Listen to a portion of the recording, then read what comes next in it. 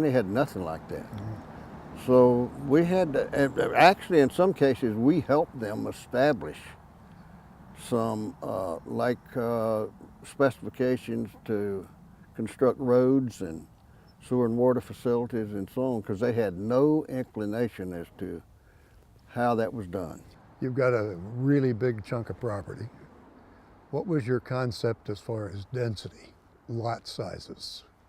We had never really been a big high density type of community builder, but up here we wanted to even do less, and so when we decided on the Greenbelt concept, we decided we wanted a low density community, and in fact came up with Sugar Mill Woods is about 1.3 units per acre, which is very low compared to most developers want 2.5 or 3 units per acre. And so that's exactly what we have is 1.3. And the concept was that every home in Sugar Mill Woods should have at least a little touch of this behind it. You've got it, all of it, all of them. There's not one lot in Sugar Mill Woods that has, they all have Greenbelt behind them, yes. Some more than others, but they all do have Greenbelt. So when you started to lay out the streets and the sewers and all that, where did it begin? Where did you start first? Well, we started, you know, where the A-frame is at the entrance, and we didn't build we did, the whole community was developed into phases. We did Cypress Boulevard down to the clubhouse, and then we did Pine Drive down to Fig Court West. We did Fig Court West. That's where our first models were, and then we did Douglas down to Viburnum, and built Viburnum. And Viburnum was, at the time, was a multi-family tract. So that was it. That was the first phase. Well, now we've mentioned a few names, a few street names, and that's always been an issue in Sugar Mill Woods. Yeah. Where in the world did you come up with these street names? Well, initially, we have to remember now that it was 15,400 acres, 6 villages, 21,000 home sites. So you can imagine how many streets to accommodate the build out.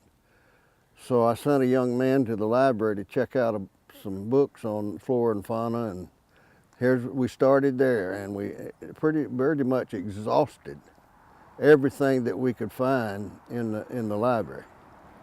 And you notice there's some streets named after people like Douglas and Beverly and Holly and Linder, and well, if you go way, way back on the east side of Cypress Village, you'll find a Sanders Court North and a Sanders Court South. And can't imagine who that would have been named after. Well, there were some, wouldn't even want to mention that, some of the names that came out of the books, but. Well, the Douglas and the Holly and the Linder and the Beverly, Douglas, they almost are unique. Yeah, right. Douglas, Bill Douglas, Dr. Douglas, was a retired dentist, and Beverly and Holly were his daughters. He had 2 daughters, and that's where those names came from. And Linder, the courts and the Linder drives and all those. Scott Linder, P. Scott Linder, was on our board of directors, and he was a fine guy, and so that's where the Linder name came from. The Bursanimas and the Pawpaws, and the Scabioses and the Stocaceas. Where is that, for God's sake? That's in Oak Village.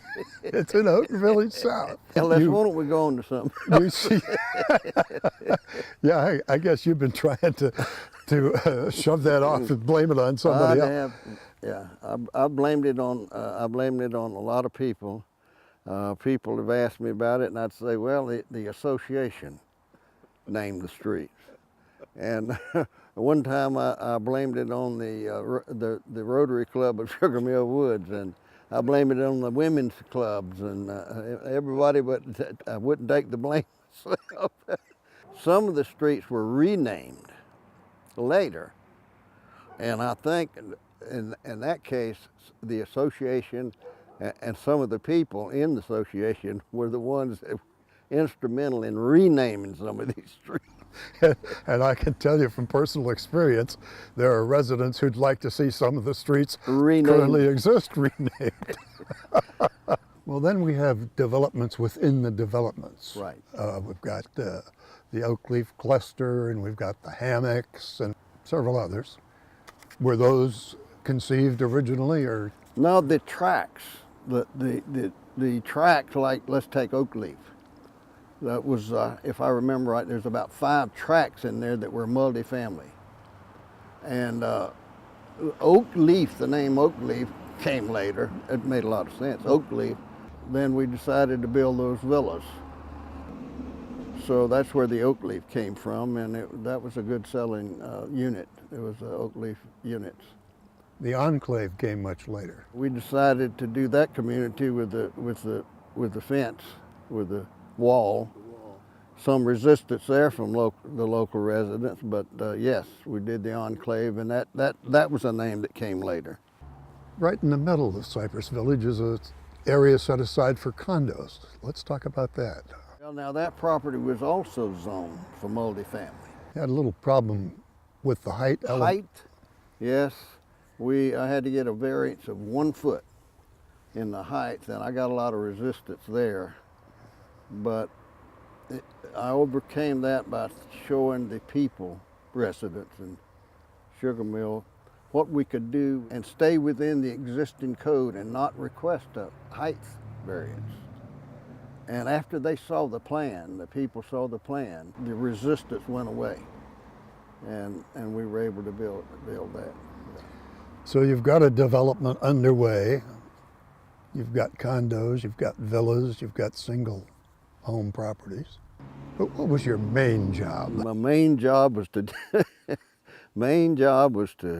move those Yankees as fast as we could into Florida, into our community, and bring their money, as I said. So You wanted to transplant them. transplant the Yankees. That's what we did. Yeah. How do you sell it? How do you merchandise it? Where do you go? Well, most of our sales took place in the Northeast and the Midwest.